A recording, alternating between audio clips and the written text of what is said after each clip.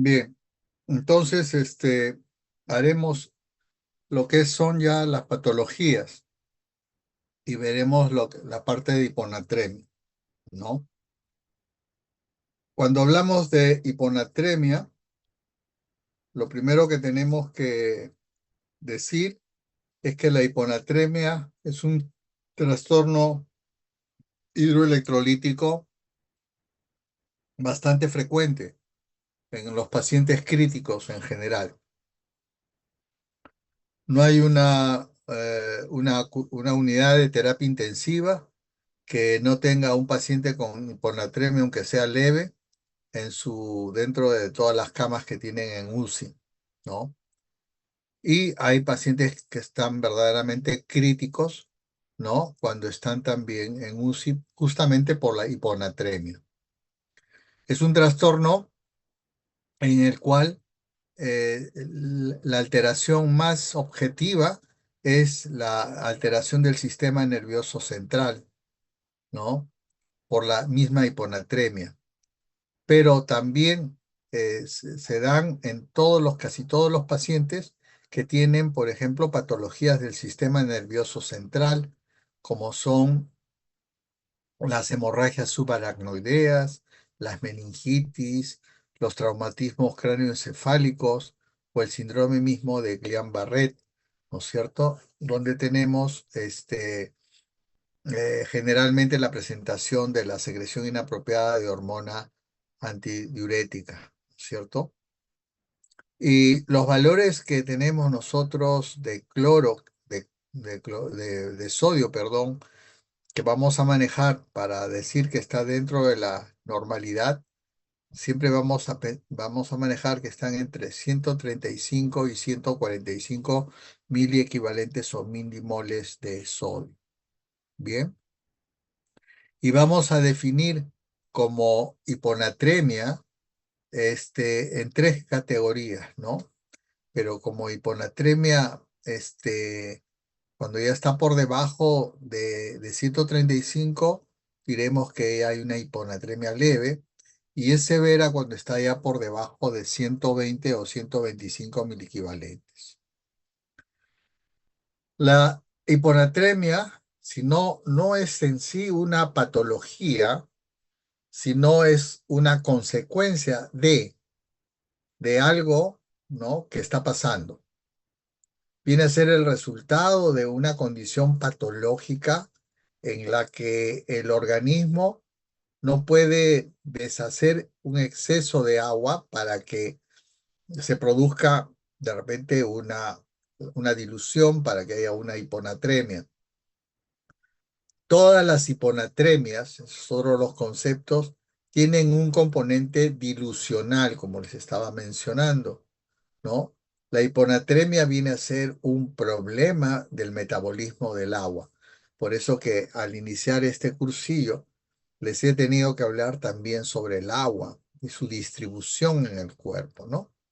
Entonces, si por ejemplo nosotros tenemos una deficiente ingesta de sodio, podremos tener también hiponatremia. Pero si tenemos una pérdida también excesiva de sodio, también podemos tener una hiponatremia. O el aporte también excesivo de agua, o sea que hay más soluto, más solvente que soluto. O también la eliminación anormal de algunos líquidos orgánicos, ¿no? Entonces, por todas estas condiciones, podemos tener hiponatremias. Hay que considerar que el líquido intracelular, en cuanto al volumen de líquido, ocupa las 2/3 partes y en el extracelular solamente es 1/3 parte, ¿no? Entonces, más hay en el intra que en el extracelular. Dentro del extracelular está el agua intersticial y está el plasma. El agua intersticial ocupa las 2/3 partes de agua del líquido extracelular y el plasma la 1/3 parte del líquido extracelular. Un ejemplo para que ustedes comprendan es que, por ejemplo, si tenemos un hombre que pesa 70 kilos, el 60% de su peso viene a ser el agua corporal total, ¿no? El 60%. O sea, el 60% es agua. Si yo digo el 60% de 70, ¿no? Podemos decir que tiene 45 litros, quién sabe, ¿no?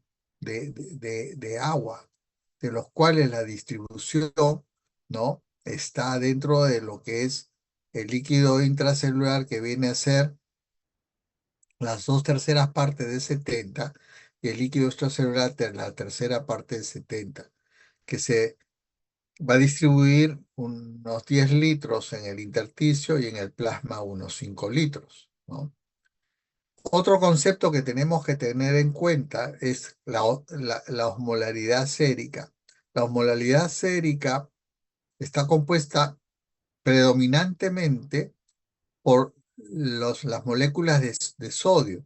Son dos moléculas de sodio que son, si cada molécula tiene 140 equivalentes, 2 por 140 será 280 y la osmolaridad normal es 290. Quiere decir que esto adicional es parte, pero no tan significativa. Obviamente, si nosotros tenemos un incremento muy importante de glucosa o un incremento muy importante de urea, de nitrógeno ureico en sangre, sí tendremos una cantidad importante. A esto hay que sumarlo incluso a veces el potasio también. ¿Ok? Entonces, en el líquido extracelular tenemos predominantemente sodio y cloro, y también el calcio. El calcio está unido a las proteínas. En el intracelular básicamente está el potasio, ¿ok? Pero lo que medimos nosotros es el potasio extracelular, ¿bien? Y lo que medimos acá nosotros es el sodio extracelular, ¿correcto? Igualmente el cloro extracelular. Muy bien. La hiponatremia surge fácilmente cuando, por ejemplo, administramos agua para reponer pérdidas de líquidos que contienen sodio. El ingreso de agua mayor, por ejemplo, si nosotros tenemos enfermedades de deshidratación, etc. El ingreso de agua mayor que sus pérdidas, o sea, cuando hay oliguria. La liberación de agua endógena por catabolismo celular, por ejemplo, con un ayuno excesivo.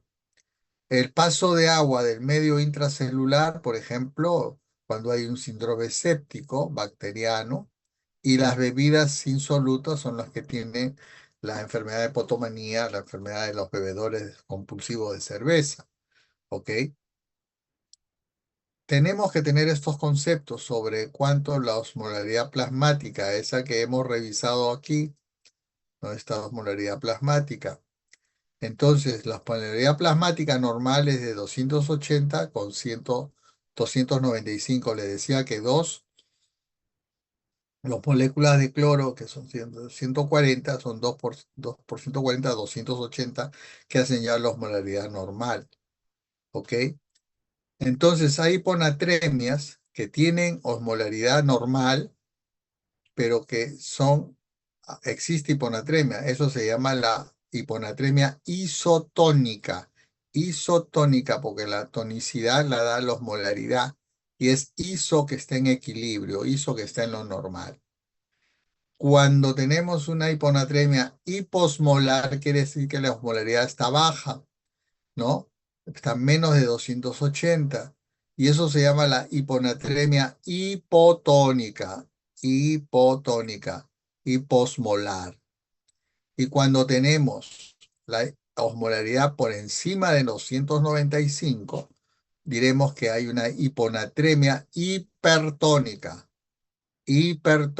o hiperosmolar. Correcto. Tienen que tener esos conceptos. Ahora, pues, como todo en la vida, no todo es real.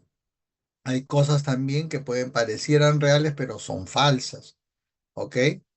Entonces, por incremento a veces de otros componentes sanguíneos, la concentración de sodio dentro de un compartimiento puede variar. Por ejemplo, si tenemos hiperlipidemia, por ejemplo, si tenemos otras paraproteínas, como en el caso del mieloma múltiple, que están dando alteraciones en la concentración de sodio.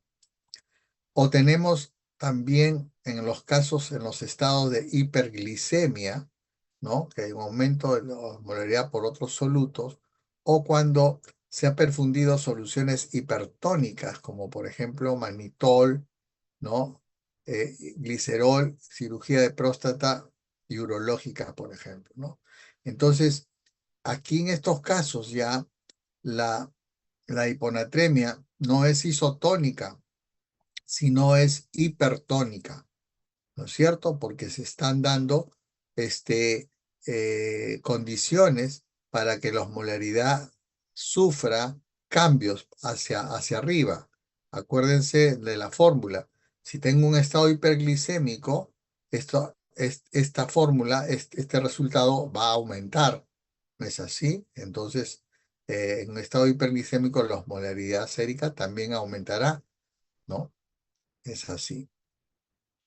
Entonces, eso es, o soluciones hipertónicas que tengan, que se usan para ciertos procedimientos. Eh, en este caso, va a crear un gradiente osmótico, ¿no? De agua en el líquido intracelular al espacio extracelular, ¿no? Provocando ¿qué cosa? La dilución del sodio. O sea, el sodio va a estar nadando en una piscina mayor, en una piscina que tenga más agua. Entonces el sodio se diluye.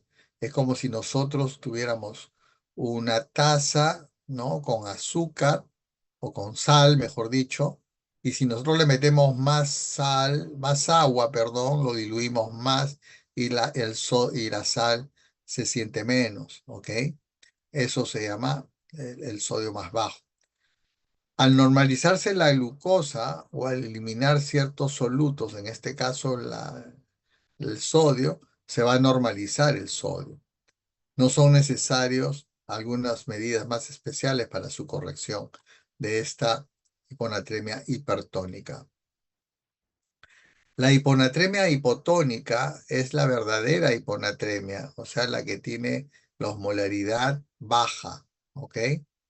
Entonces, el sodio está bajo y la osmolaridad también está baja, como hemos dicho. Entonces, acá hay que ver cómo está la hidratación del paciente. Si el paciente está deshidratado, ¿no? O está hiperhidratado, ¿no es cierto? Entonces, eso es lo que tenemos que tener en consideración. Entonces, de acuerdo al volumen plasmático, ya podemos dividir las hiponatremias también en otras categorías, ¿no? Así como dijimos la hiponatremia isotónica, la hiponatremia hipotónica e hipertónica, acá vamos a ver, de acuerdo al volumen, hay hiponatremias hipovolémicas, cuando se han perdido líquidos, por ejemplo, por pérdidas gastrointestinales, diarreas acuosas importantes, por la piel, llámese sudoraciones excesivas, grandes quemaduras, etcétera, o pérdidas renales, como son las nefritis perdedoras de sal o síndromes poliúricos, ¿no es así?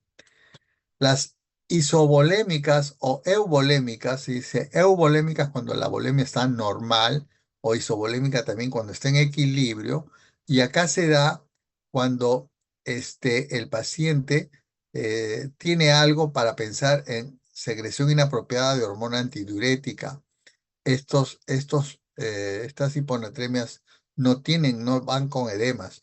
También se da en el hipotiroidismo y también se da en la enfermedad de Addison. Acuérdense, en Addison hay hiponatremia y hay hipercalemia, ¿no? En la hipervolémica es cuando hay un aumento de volumen, ¿no? Por una retención, en este caso en insuficiencia cardíaca, en insuficiencia hepática o en insuficiencia renal. Acá el sodio está nadando porque hay demasiada retención de líquido, ¿no? Y eso es lo que se produce la hiponatremia. Entonces, si nosotros vemos las causas que existen de hiponatremia de acuerdo a la osmolaridad plasmática, diremos que hay las falsas hiponatremias o pseudohiponatremias y las verdaderas hiponatremias. Las falsas hiponatremias, las causas isotónicas, hipertónicas están dadas porque hay una hiperlipidemia o cuando está dada porque hay sustancias activas como el manitol, el glicerol, la glucosa. Pero las verdaderas tratamiento en estos casos no se necesita. Pero cuando hay la verdadera hiponatremia, se da cuando el volumen extracelular sufre cambios. Y aquí es donde uno tiene que ver la cantidad de sodio que hay en orina. Entonces uno habla de la hipovolémica, la hipervolémica y la euvolémica. Pero esto es la verdadera hiponatremia hipotónica, cuando la osmolaridad está baja. O sea, es hipotónica, hipovolémica, hipotónica, hipervolémica, hipotónica, euvolémica. O sea, con osmolaridad baja, osmolaridad sérica baja. Entonces, si es hipovolémica, podemos decir si ha habido uso indiscriminado de algunos diuréticos tiacidas, diuréticos de ASA, o tiene enfermedad de Addison, o tiene un hipoaldosteronismo primario. Si es hipervolémica, quiere decir que el paciente está hinchado, ¿no? Tiene una insuficiencia renal, ¿ok? Eso es cuando el sodio por la orina es mayor de 20 miliequivalentes, ¿no? O sea, tiene un exceso de eliminación de sodio por la orina, o sea, tiene una natriuresis importante. Si es hipovolémica, pero el sodio urinario es menor de 20, quiere decir que está ahorrando sodio, ¿no? Entonces, a pesar de que está hiponatrémico, ahorra sodio, en cambio acá no. Está hiponatrémico y bota más bien más sodio, empeora más la situación. Entonces es porque hay pérdidas extrarrenales, ¿no? Ya sea cutáneas, digestivas o tercer espacio, donde el riñón no tiene nada que ver. Y acá tenemos la cirrosis, el síndrome nefrótico, que no, la insuficiencia cardíaca. Pero por otro lado, podemos tener con sodios en orina de diferentes cuantificaciones, pero que son euvolémicas. Euvolémicas, o sea, el volumen está normal. El volumen está normal. Y acá donde tenemos el síndrome de secreción inadecuada de hormona antidiurética. Y este CHAT, ¿no? Que se llama, es debido a enfermedades pulmonares, alteraciones del sistema nervioso central, a muchos fármacos, ¿no? Como es la carbamazepina, la ciclofosfamida, la clopropamida. Yo el martes, ayer ha sido, sí, claro, ayer, he visto a un señor, a un viejito de 85 años, que me lo traían al señor, ¿no? Y tenía, derivado del cardiólogo, tenía hiponatremia crónica y que estaba usando un antipsicótico que le estaban dando para dormir, que era la quetiapina, por ejemplo, ¿no? La quetiapina está descrita como causa de hiponatremia por CHAT, ¿ok? Entonces, también los pacientes con hipotiroidismo o los pacientes con enfermedad de Addison, ¿ok? Por otro lado, tenemos las hiponatremias más crónicas, ¿no? Y que están dadas porque son pacientes que tienen dieta muy rica en sodio y le dan furosemida por vía oral, ¿cierto? Ok. Este es otro cuadro que dice lo mismo que el anterior, no lo vamos a comentar. Y aquí esto sí es importante que ustedes sepan las definiciones de hiponatremia según los valores de sodio, ¿no? Una hiponatremia leve está entre 135 a 130. Bien, una, acuérdense que los valores normales son de 135 a 145. Una hiponatremia moderada estará en que la anatremia está entre 125 y 129. Y una hiponatremia grave es una natremia donde el sodio está por debajo de 125. Entonces, esto es importante para el diagnóstico y para el manejo también. Por otro lado, también hay otro concepto de la hiponatremia aguda y de la hiponatremia crónica. Hay pacientes que cursan con una hiponatremia aguda.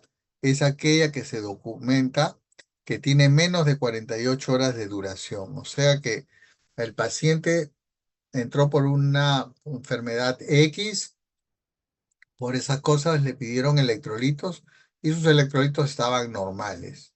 Le repitieron por otra, porque le marcaron ahí más y seguían normales. Y después de unos días, de estar hospitalizado, le empiezan a encontrar el sodio bajo. Esa es una hiponatremia aguda. ¿Ok? La hiponatremia crónica es aquella que está documentada al menos menos de 48 horas, ¿no es cierto? Esta hiponatremia no se puede clasificar, se considera crónica, pues, pero eso va a depender de la anamnesis.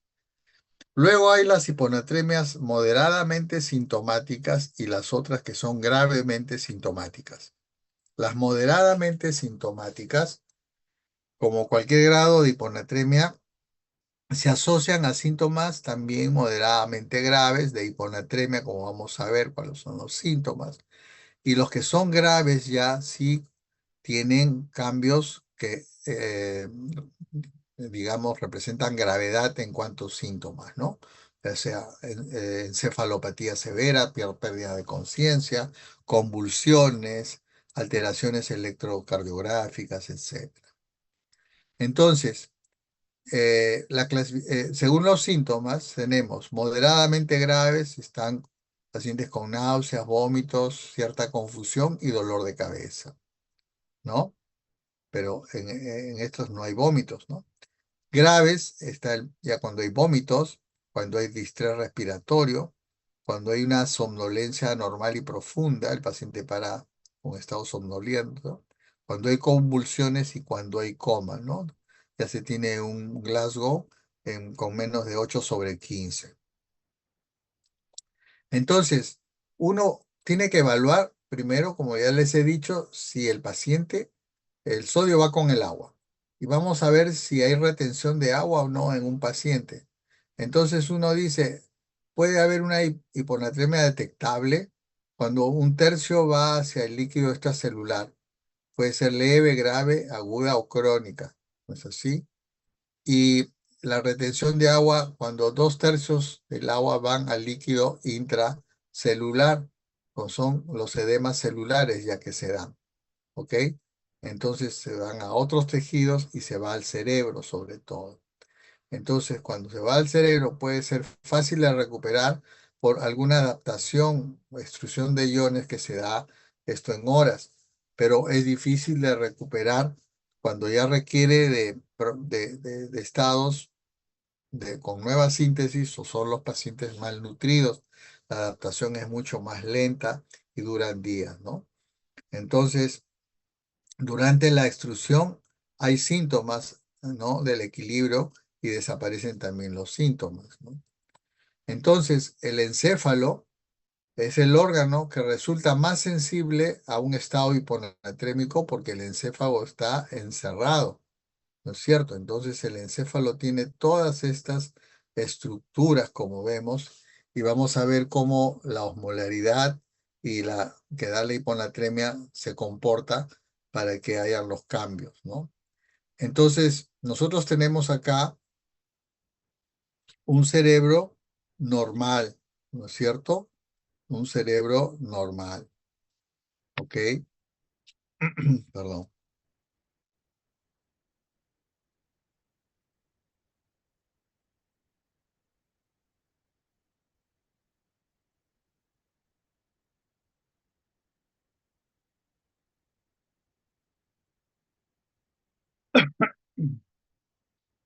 Un cerebro normal, que tiene también una osmolaridad normal, ¿no es cierto? Si nosotros tenemos hacia ese cerebro que tenemos que darle un efecto de un estado hipotónico, ¿no es así? Entonces vamos a tener nosotros que tener una ganancia de agua, y al tener una ganancia de agua tenemos una osmolaridad baja, ¿no es así? Entonces ahí es donde tenemos que el cerebro tiene una rápida adaptación a este estado, ¿no? Y esto significa de que la pérdida de osmoles orgánicos, ¿no es así? Va a traer como consecuencia que esta osmolaridad baja, lenta, va a jugar con la cantidad de agua que se va a dar. Entonces va a haber una adaptación bastante lenta, ¿no? Bastante lenta, ¿no? Y entonces vamos a tener nosotros que el cerebro se adecua a estos cambios de osmolaridad baja, ¿no es así? Pero si nosotros tenemos pacientes con hiponatremia y damos una terapia muy intensa, ¿no es así? Una terapia súper intensa, ¿no? Inadecuada, muy rápida corrección. Si lo tenemos en 120 y lo queremos llevar a 135 y vemos que para esa brecha de 120 a 135 de 15 es demasiado, no se puede corregir tan rápido en horas ni siquiera en 2 días, entonces nosotros vamos a crear un estado de desmielinización osmolar, ¿no? O desmielinización osmótica que se llama, ¿no? Y esto va a crear problemas neurológicos severos irreversibles, como son las paresias, las ataxias, ¿no? Los movimientos anormales. Puede dar una parálisis vulvar, incluso la muerte del paciente, ¿no?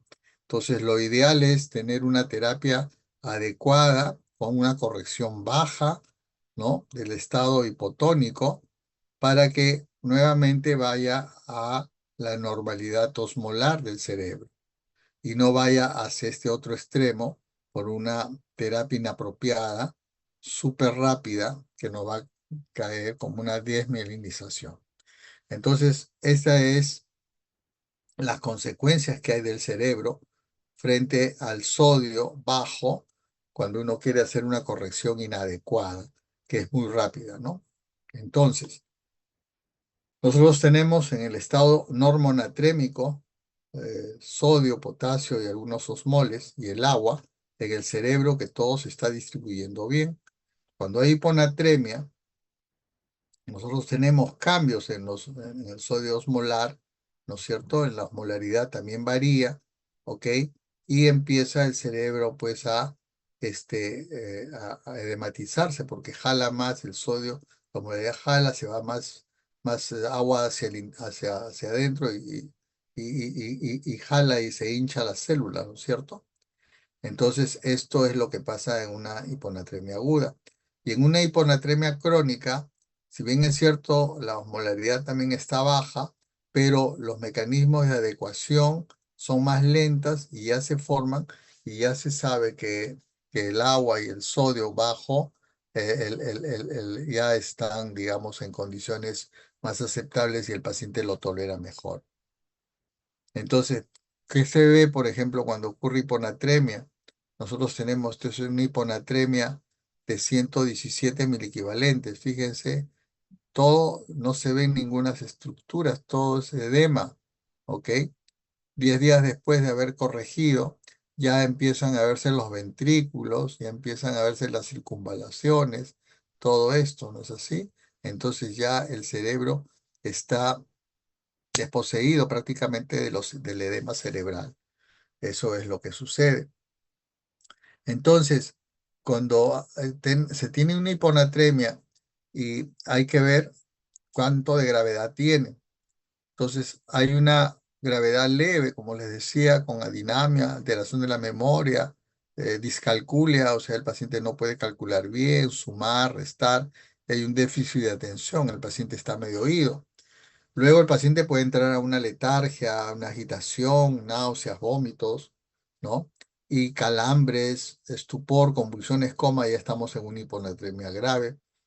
Las causas de hiponatremia aguda ya la hemos visto en periodos posoperatorios, por resecciones de próstata cuando hay esa cantidad de limpieza que se da con fluidos, los inicios recientes de contiacidas, la preparación de colonoscopías, etcétera, etcétera, etcétera. La osmolaridad sérica, isotónica, hiperosmolar, hipertónica e isotónica, con diferentes condiciones para que nosotros tengamos diferentes causas de hiponatremia hipotónica. Lo importante es de que nosotros, por ejemplo, si detectamos hiponatremia dilucional y que el sodio está nadando o decretamos también que el sodio se está excretando demasiado y está mantenida o la osmolaridad urinaria es mayor que la plasmática, entonces se han excluido otros problemas. Entonces hay que pensar de que lo que existe es un problema de ADH, ¿no es cierto? Que no está adecuado. Por tanto, no se puede eliminar mucha agua. ¿Cuáles son las causas de secreción inapropiada de hormona antidiurética? Son todas estas. Por ejemplo, cuando hay cánceres en el pulmón, en el estómago, en toda la vía digestiva, el genitourinario, timomas, linfomas, neuroblastomas. Cuando hay trastornos pulmonares como neumonías, por ejemplo, es muy, muy fácil y muy frecuente ver pacientes con neumonías bacterianas que hacen hiponatremia y eso es por secreción inapropiada, tuberculosis, fibrosis quísticas, cuando hacen trastorno del sistema nervioso, infecciones, encefalitis, meningitis, en el SIDA se ve bastante de esto, en el hematoma subdural, en el ictus, o sea, en los ACVs, en los traumatismos cráneoencefálicos, la hidrocefalia, en el síndrome de Guillain-Barré, en el delirium tremens y también en la porfiria aguda intermitente. Esto es una de las cosas que siempre hay que pensar cuando hay una mujer joven, que tiene dolor abdominal, que ha convulsionado y ahí se le encuentra hiponatremia y se le pone la orina, una orina que aparentemente está normal, se le pone ahí en la ventana y se tiñe de rojo, esa puede ser una porfiria aguda intermitente, ¿no? Luego tenemos fármacos, todos estos fármacos que ustedes ven aquí, antidepresivos, etcétera, etcétera, anticancerosos, quimioterápicos, ¿no es así? Todas estas cosas, la nicotina, la oxitocina, todos estos. Por otro lado, también hay otras causas, ¿no? Que hay mutación de ganancia de algunos receptores de la vasopresina y hay otras también que por el estrés mismo o por la anestesia general se puede producir todo esto. Entonces sí, hay que descartar siempre lo que es el síndrome del cerebro perdedor de sal del síndrome de secreción inapropiada de hormona antidiurética, que no lo vamos a revisar ahora porque por asuntos del tiempo. Entonces, estos son los síntomas que predominan, estas son las sobrevidas que hay, esta es una gráfica de Kaplan-Meier. En fin, las causas de hiponatremia que se deben ver, que ya hemos dicho, ¿no? Que son por pérdidas de sodio, y uno debe establecer aquí su terapia. La osmolaridad plasmática, he pasado esto porque les voy a enseñar otro fluxograma. La osmolaridad plasmática que ustedes ya la recuerdan, esta es la pseudohiponatremia, ¿no? Cuando hay muchos lípidos también el sodio puede estar bajo, o cuando hay paraproteínas como en el mieloma múltiple, también el sodio puede estar bajo, ¿no? O también por asuntos de la glicemia también, ¿no? Cuando hay mucha glucosa, ¿ok? Hay hiponatremias dilucionales. Entonces, la masa de sodio es la cantidad total de sodio en un compartimiento y la concentración de sodio ya es la relación que hay entre el sodio y la cantidad de agua que está disuelta. Eso tienen que tenerlo presente. Entonces, esta es una gráfica bastante categórica en que ustedes ven el sodio, ¿no? Y ven el agua que va de la mano, ¿cierto? El sodio y el agua van de la mano, o sea, siempre va arrastrando agua el sodio, ¿ok?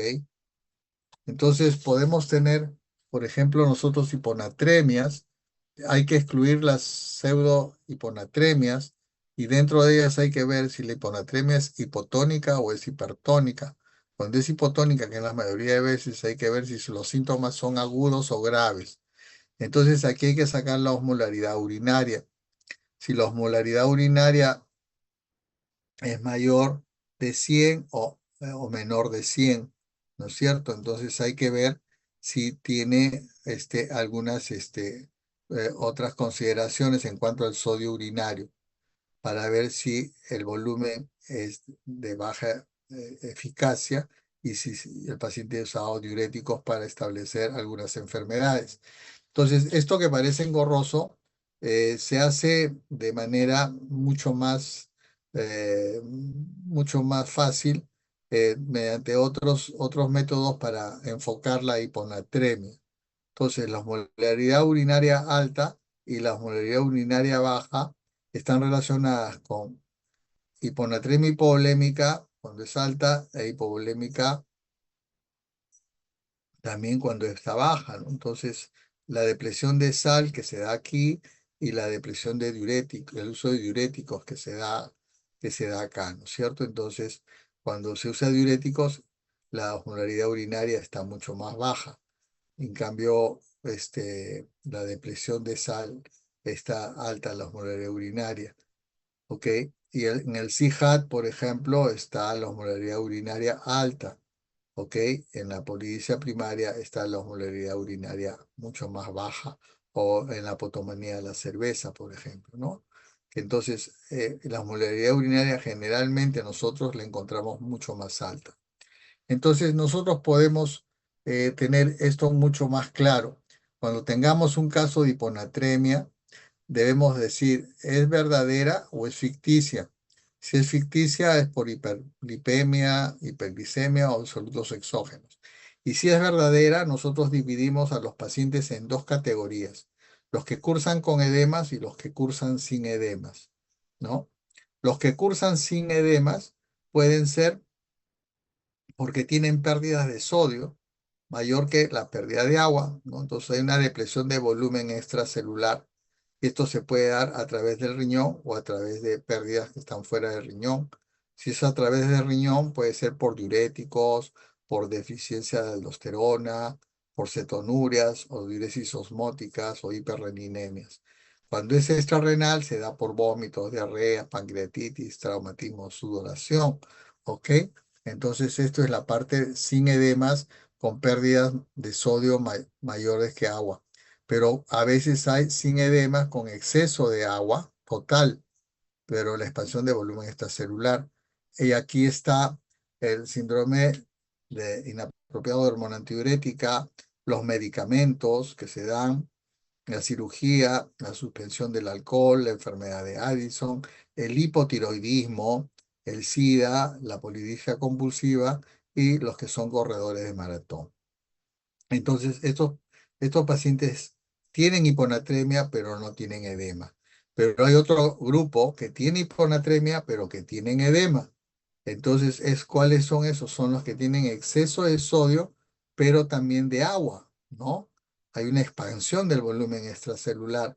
¿Y quiénes son esos pacientes? Los que tienen síndrome nefrótico, cirrosis o insuficiencia cardíaca, o los que tienen falla renal aguda o enfermedad renal crónica, ¿no? Entonces, esta es la forma más sencilla de hacer un enfoque diagnóstico en cuanto a hiponatremia.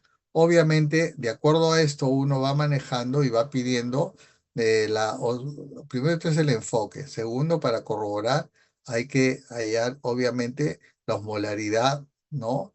Y después el sodio urinario, ¿no es cierto? Entonces, si tienes el sodio por debajo de 135, ves la osmolaridad plasmática, ¿no? Si es isotónica, la hiponatremia con la osmolaridad normal, o si es hipotónica, que es la gran mayoría de veces, ¿no? Entonces, aquí ves la osmolaridad urinaria. Ya les dije, con osmolaridad alta o con osmolaridad baja. Cuando hay osmolaridad baja, tenemos un incremento del consumo de agua en exceso, pero cuando tenemos una osmolaridad alta urinaria, tenemos que las concentraciones renales están alteradas. ¿Por qué? Porque ha habido cambios en el fluido extracelular, ¿no? Ya sea porque hay un estado de hipovolemia o un estado de hiponatremia hipervolémica también, ¿no es cierto? Entonces aquí es donde debemos ya pedir ya no solamente la osmolaridad, sino el sodio urinario, ¿no es cierto? El sodio urinario. Si el sodio es mayor de 20, la pérdida de los solutos es por la vía renal. Si el sodio es menor de 10, es extrarrenal. Si hay hiponatremia, pero hay hipervolemia, el sodio urinario es mayor de 20, es una falla renal. Y si es menor de 10, son las hiponatremias con edemas, con desórdenes edematosos, insuficiencia cardíaca, cirrosis, nefropatía, síndrome nefrótico, ¿no es cierto? Y si tenemos un estado euvolémico con hiponatremia, tenemos el euvolémico, acuérdense, euvolémico, hipotónico, isotónico, perdón, CHAT, ¿no? El receptor hemostático o algunas endocrinopatías como el hipotiroidismo, la deficiencia de glucocorticoides como es el Addison o la depresión de potasio por uso de diuréticos. Entonces todo eso tenemos así. Bien, el tiempo se nos agota. La clínica, síntomas neurológicos que ya ustedes ven acá. Estos son los síntomas que uno ve. Lo que más me interesa ahora es saber cómo manejamos a la hiponatremia. Si el paciente tiene síntomas graves, o sea, convulsiones, hay que infundir soluciones hipertónicas independientemente de la etiología. Acá ya no, si está convulsionando con una hiponatremia, ya no tenemos que interesarnos por qué está y todo eso, eso lo haremos después. Entonces hay que usar rápidamente las opciones terapéuticas, ¿no? El manejo de estas hiponatremias tienen que ser de acuerdo a la agudeza y también de manera lenta, porque si no causamos mielonisis continua, ¿no es cierto? Entonces hay que reponer rápidamente el sodio en caso de hiponatremia aguda, sintomática, con volemia o elevada. Ya sea en el paciente con hipovolemia, manejar primero la volemia, ¿no? Si está hipovolémico, primero restituimos la volemia, si no, solamente damos sodio. Usualmente una convulsión por hiponatremia cesa al elevar el sodio solamente de 3 a 5 miliequivalentes. No necesitamos elevar hasta 15 miliequivalentes, como le decía. La tasa de elevación debe ser inicialmente de 1 a 2 miliequivalentes por hora hasta que cesen los síntomas. El resto se debe infundir de los restantes 24 horas. No se debe exceder más de 8 a 12 miliequivalentes por litro al día de soluciones hipertónicas como es al 3%, salvo síntomas que sean reacios al tratamiento. Mucho exceso en la tasa de corrección, ¿a qué vamos a llevar? A la mielolisis pontina central, que es la desmielinización osmótica, también se llama así, y al paciente lo vamos a matar, básicamente, ¿no? Porque es matarlo de verdad que al paciente, porque lo vamos a llevar a una condición clínica en que se va a morir en corto tiempo, ¿no? Entonces, tenemos todos estos, eh, ¿cómo se llama? Alternativas para ver. Lo que siempre debemos ver es que los cambios en estas fórmulas son importantes, ¿no? Para hacer el cambio de la concentración de sodio, es el sodio que vamos a infundir menos el sodio sérico que tiene el paciente, más el agua corporal total más uno, ¿no? ¿Ok? Si nosotros manejamos potasio, bueno, se pone también el potasio, pero generalmente es esta fórmula nada más que uno tiene que infundir. Entonces, la natremia corregida, ¿cómo es? El sodio corregido es el sodio medido más 2,4 por la glucosa, porque si hay cambios en la glucosa o cambios también en la albúmina, también se tiene que corregir. ¿Ok? El déficit de sodio, ¿cómo uno lo calcula? Como, con el agua corporal total, ¿no? El agua corporal total es el 60% del agua, del peso corporal, o sea, el 0,6 por la cantidad de kilos por ciento, ¿no? En el hombre y 50% en el caso de la mujer. Entonces, el déficit de sodio, lo que yo calculo es, si una mujer pesa 60 kilos, 60 por 60 por 0,6 es 36, menos el sodio, si tiene 120 de sodio, 140 menos 120 es 20, ¿no es cierto? Por 20. Esa es la cantidad de sodio que requiere la paciente. Las soluciones hipertónicas al 3% tienen un contenido de 513 miliequivalentes de sodio, o sea, en un litro. En un litro tiene 513 miliequivalentes de sodio. O sea, es ponerle 3 veces esos sueros fisiológicos, ¿no? El cloruro de sodio tiene 154 miliequivalentes de sodio, ¿no? Y ese es también dado, es el sodio por 1000. 0,9 por ciento es 154 mil equivalentes, ¿no? Y al 3%, ¿cuánto será? Es 513 mil equivalentes. ¿No es así? Esto es algo. Ok. Entonces, eso vamos viendo. La fórmula para estimar el déficit de sodio es el agua corporal total sobre el sodio deseado y sobre el sodio actual. ¿Ok? Los cambios de niveles de sodio tras la infusión de 1 litro de solución al 3% se van a dar así, con esa fórmula, con esta fórmula con esta fórmula que les he dicho, ¿no? Esta fórmula de acá, la usamos así. 513, que es el sodio por infundir, que es esta solución al 3% menos el sodio actual. Esto lo dividimos sobre el agua corporal total más 1. Entonces, este aporte de sodio de 1 litro al 3% nos dará un aporte de sodio por cada 100 mililitros, o sea, por la décima parte, nos dará 3%. Ok. La fórmula para restringir el agua cuando tenemos demasiado, un sodio diluido, porque hay una hipervolemia, hacemos que la agua corporal total para corregir la natremia no tenga a un paciente con el agua ideal. Entonces, para preparar artesanalmente también nosotros tenemos que hacernos ver cómo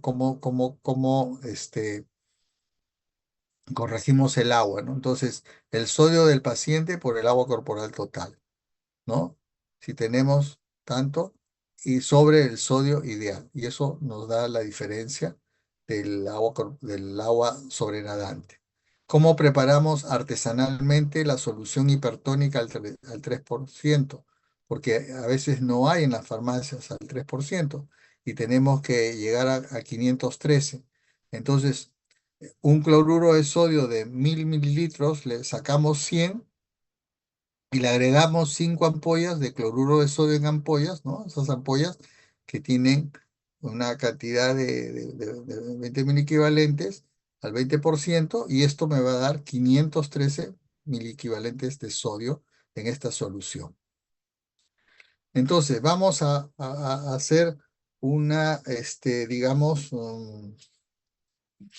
unos ejercicios rápidos, ¿no? Que nos van a demorar unos minutos para más o menos comprender lo que hemos estado hablando, ¿no? Si tenemos un paciente de 35 años que ingresa por emergencia por cuadros de diarrea acuosa profusa, que está asociado a náuseas y vómitos, al examen soporoso tenemos este paciente con las mucosas secas, la presión bien baja en 60/30, frecuencia cardíaca está taquicárdico, y le solicitamos una bioquímica y nos dicen que tiene sodio 117, o sea, está en una hiponatremia severa. ¿Cómo manejamos a este paciente? Entonces, lo primero que tenemos que decir, ¿este paciente está euvolémico o hipovolémico? ¿Qué dicen ustedes? Hipo. Hipovolémico, ¿no es cierto? Entonces, una hiponatremia con hipovolemia. Entonces, este es un shock hipovolémico con una hiponatremia severa, sintomático, con un volumen extracelular disminuido. Manejamos el shock. empezamos a hacerle el tratamiento de resucitación que se llama con cloruro de sodio y le metemos 4 litros. En los 4 litros nosotros le hemos metido no solamente agua, sino también sodio y lo llevamos a una presión de 110/70. Al paciente lo seguimos manejando y le hacemos un control, ya no tiene 117, sino tiene 127 y el paciente está despierto. Fíjense, no ha llegado a tener el sodio normal, pero sin embargo, con esta diferencia de corrección ya ha sido suficiente para tenerlo al paciente ya mejor y poco a poco lo vamos restituyendo. ¿Ok? Eso es un primer ejemplo. Ejemplo 2, por ejemplo, una mujer que tiene 72 años con una insuficiencia cardíaca.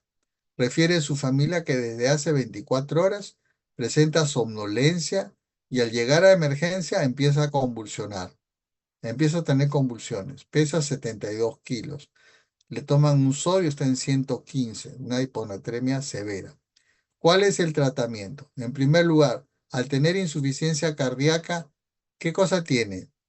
Una hiponatremia, pero que, ¿cómo está el volumen? Hipérbole. Aumentado, aumentado, ¿no es cierto? Y la paciente está convulsionando. Y en lo que yo les dije, cuando manejamos hiponatremias y el paciente convulsiona, ¿qué cosa hay que hacer? Primero hay que tratar, ¿no es cierto? Ya sin interesarnos por qué es la hiponatremia, sin hacer toda esa filosofía que hemos estado haciendo hace un rato. Lo primero que tenemos que hacer es tratar. ¿Ok? Entonces decimos, es una hiponatremia severa, probablemente es aguda porque la paciente ha estado bien, es sintomática y tiene el volumen extracelular alto, como ustedes bien lo han dicho. Entonces, inmediatamente le voy a preparar una infusión de cloruro de sodio al 3%, o sea, es al 3 normal. Lo que ustedes ven el cloruro de sodio que han visto ahí y que es el cloruro de sodio que usualmente se usa para la hidratación. ¿A cuánto de nosotros no nos habrán puesto? Ese es al 1 normal de osmolaridad. Es isotónica, ¿me entienden? Cuando es al 3 normal es súper hipertónica.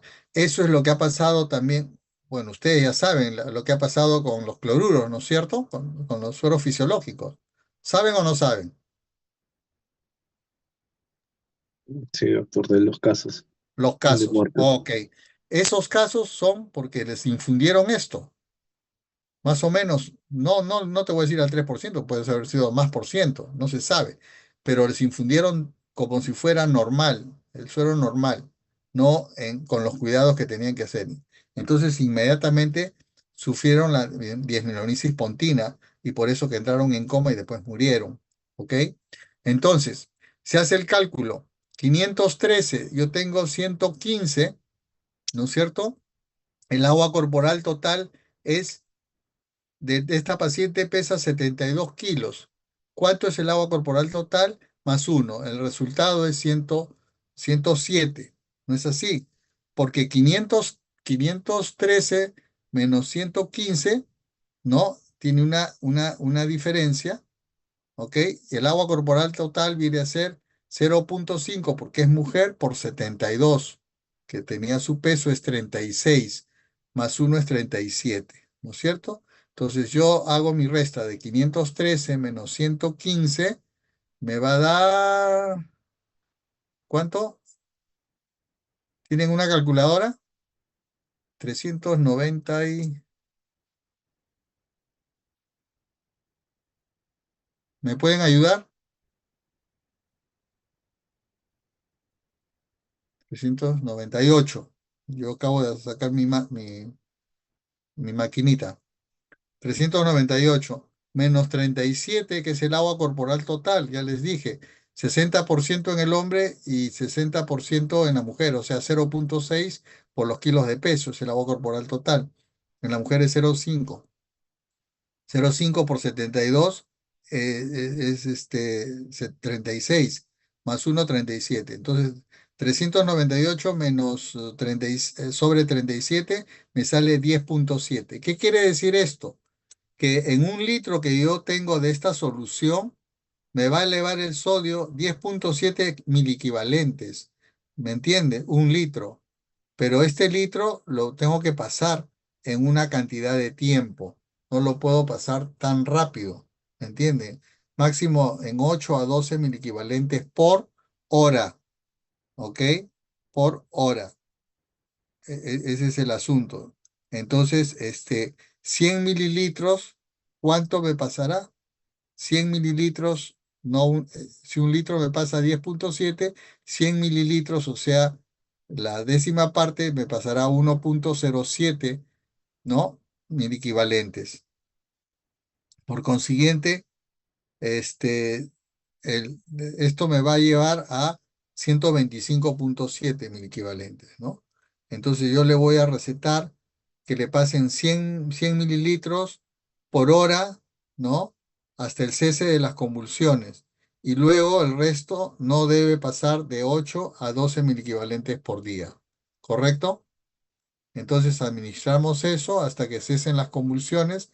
El resto se administrará con el excedente, pero no pasando de 8 a 12. ¿Para qué? Para curar la mielonisis pontina. ¿Ok? ¿Comprendieron o no comprendieron? No comprendieron, creo. Es que no han apuntado, seguro no han apuntado las fórmulas, pues. Estas fórmulas que les he dado yo acá. Esto de acá no lo han apuntado. Después no han apuntado esto, el agua corporal total. En el hombre es 0,6 por kilo, que es el 60% de su peso, que representa agua, y en la mujer es 0,5 por 72 que pesaba esta paciente, por eso salía 36. La solución hipertónica tiene 513 al 3%. Un cloruro de sodio, que es un suerito, tiene 154. Cuando les infundieron a esos pacientes pensando que tenía 154, 1 litro tenía más de 513. Por eso que inmediatamente se les quemó las venas, y no solamente les quemó, sino también malogró el cerebro. Entonces, esta es la fórmula: 513 menos el sodio actual, en este caso era 115, entre el agua corporal total más uno. Ese es el aporte que se tiene. Entonces, eso no han seguido ustedes, ¿no? De este ejemplo que les he dicho, ¿no? Bueno, ya ustedes lo van a revisar, pero tienen que ir apuntando. Otro ejemplo: mujer de 66 años, mide 1,60, pesa 60 kilos, llega por náuseas, vértigos y desorientación que ha desarrollado en las últimas 48 horas, ¿no? Está en un tratamiento con carbamazepina y por una neuralgia del trigémino desde hace 10 días. Su sodio es bajísimo, 108, ¿no? Entonces, cuál es mi diagnóstico?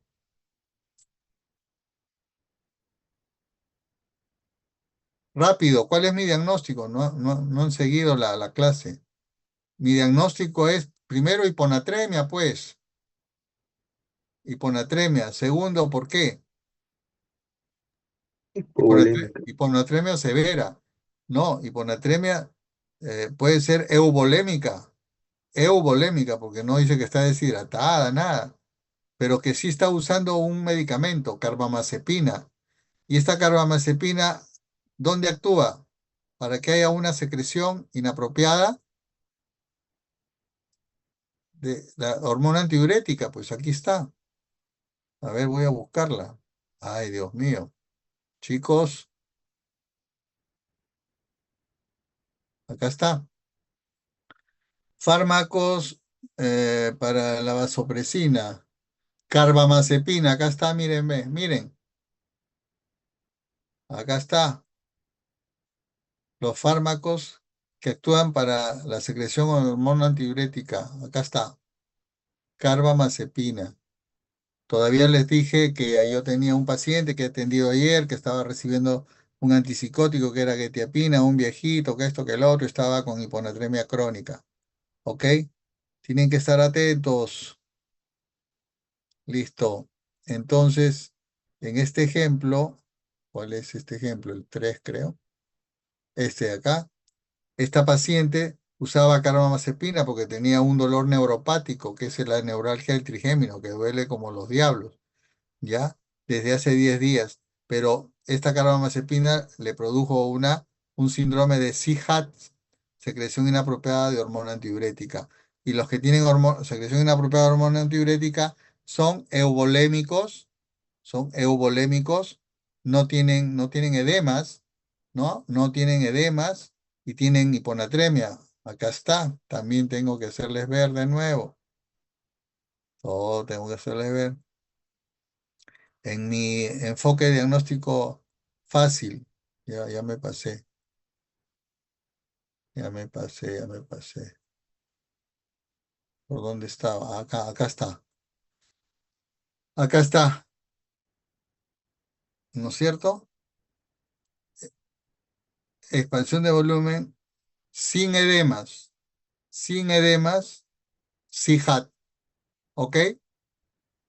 CIJAT, por medicamentos, ¿correcto? Por medicamento. Todo está escrito, todo tiene su razón, todo tiene su... Uy, caracho. Vamos en el, creo que en el 3. Ejemplo 2. En el ejemplo 2 les dije que había que tener mucho cuidado por el ejemplo 2 porque si no, si elevamos el sodio muy rápido, podemos causar problemas, ¿no?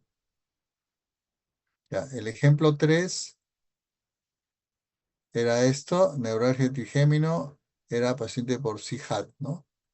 El cambio sérico infusional, 513 menos 108, igual, como es mujer, 0,5 por 60, es 405 sobre 30 más 1, acá está ya hecho el cálculo, 401 sobre 31, 13,7. O sea, una solución al 3% me da 13,7 en esta paciente. Si yo le infundo 100 mililitros, le voy a mejorar 1,31 milicavalentes, ¿no? En el tiempo en que le voy a pasar. No debo pasar más allá de 8 a 12 miliequivalentes. Entonces, en presencia de síntomas, hay que aumentar por hora las primeras hasta que los síntomas se resuelvan un poco y luego ajustarse para que no haya mucho más, no mayor de 8 miliequivalentes por litro, ¿no? Para que no haya esta desmielinización osmótica que le estoy diciendo. Eso es cuando es la terapia muy rápida, ¿no? La terapia muy rápida. Miren la desmielinización osmótica, cómo se ve en las resonancias magnéticas, ¿no? Un desastre, ya no tienen cura. Este es un paciente varón de 55 años, ¿no? De 55 años, con 70 kilos de peso, con el incremento del extracelular, porque está sobrehidratado, fíjense. Entonces el sodio plasmático está en 110. Si está sobrehidratado, es como si estuviera el sodio nadando en un vaso muy grande de agua. Entonces se desea corregir. ¿Cómo mejoramos el sodio? Bajándole el agua y el sodio va a subir. Entonces se debe corregir este sodio a 120, o sea, corregirle 10 nada más. ¿Y qué hacemos, por ejemplo? Entonces la fórmula es el sodio actual, que quiere decir 110 por el agua corporal total. Como es varón, es 0,6 por 70, o sea que es 42, ¿no es cierto? Entre el sodio deseado, queremos desear que sea 120. Esa es la cantidad de agua corporal total a corregir para llegar al sodio deseado. O sea, le tenemos que bajar esa cantidad, ¿no? O sea que eso va a bajar. ¿Cuántos litros? Y eso es lo que estamos viendo. Entonces a él hay que ponerlo, con todo ese cálculo hay que ponerlo en 3,5 litros menos de agua. Tiene que tener un balance, hay que sacarle 3,5. Entonces obtener este balance negativo en 24 horas, o sea, 145 mililitros por hora. Hay que darle diuréticos. En caso de no lograr las primeras horas, entonces utilizar otras dosis regulando otras cosas, ¿no? Entonces, en conclusión, en los casos agudos hay que tener la clínica neurológica, la velocidad alcanzará 1 o 2 milimoles por hora durante las 3 o 4 primeras horas. hasta que ceda la clínica, ¿no? De la complicación. Tampoco hay que superar los 12 mililitros por litro en las primeras 24 horas. Entonces, una reposición rápida puede causar síndrome de desmielinización osmótica, ¿no? Entonces, eso es lo que hay que ver. Entonces, los cuadros graves, cuando las cifras están por menos de 125, ¿ok? Yo creo que hasta acá nos quedamos. Ya la hipernatremia lo vamos a manejar en otros momentos. Hay hipernatremia también en pacientes neurocríticos, en los traumatismos cefalocranianos, cuando hay tres mecanismos. La insuficiencia de acción de la hormona antidiurética, ya sea central o renal, la excesiva pérdida de agua, como les decía, y el balance positivo de sal, o sea que hay demasiada ingesta de sal o hay un hiperaldosteronismo primario, ¿no? Va a depender la anatremia de la sed, prácticamente la sed es constante en los pacientes con hipernatremia, se vuelven irritables, hay hipertonía muscular, hay alteraciones en la conciencia hasta la muerte y hay adaptación del sistema nervioso central a estos estados de hipernatremia cuando son crónicos. El tratamiento va a depender de la agudeza del cuadro, el estado de la volemia y la presencia de los síntomas, ¿no? Entonces, la deshidratación hipernatrémica se corrige mejor con la administración de los líquidos. O sea, si el paciente está deshidratado, muy deshidratado, entonces el sodio corporal total está más elevado. No es como si ustedes tuvieran, ya les dije, en un vaso de agua una cantidad de sal, ¿no? O en una olla que están cocinando, una sopa. Si le echan una cantidad de sal, 3 cucharones, 3 cucharadas de sal, está muy salada la sal. Entonces están hipernatrémicos, con mucho sodio. Pero si le agregan más agua, el sodio se va a diluir y va a bajar el sodio, ¿no es cierto? Eso es lo que pasa también en el organismo, ¿no?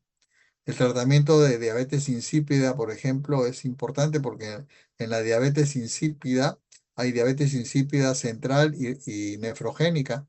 Aquí hay demasiada poliuria, una poliuria intensa con una polidipsia también. Entonces, a veces no se puede manejar bien los líquidos, ¿no? Y hasta que se ponga la hormona de vasopresina acuosa. Entonces acá se producen grandes cantidades de pérdidas y hay una hipernatremia por concentración, ¿no? Entonces, el reemplazo hormonal de vasopresina es importante tenerla y hay hiponatremias que son, eh, responden al cloruro de sodio y otras que no responden incluso, ¿no? Entonces, hay la hiponatremia con un sodio de 120 a 125, ese es el concepto de hiponatremia, pero en hipernatremia el sodio debe estar mayor de 150. Esta hipernatremia es sintomática, ¿no es cierto? Cuando uno debe tratar la hiponatremia, le dijimos de 120 a 125, ¿no? Hasta revertir los síntomas. Uno debe manejar esto hasta que el sodio sérico esté en menos de 145, ¿no? Reversión de los síntomas y síntomas también. Igualmente, uno usa esta fórmula que hay que usar para la hiponatremia, también se usa para la hipernatremia, y en fin. Ok, hasta acá estamos, hemos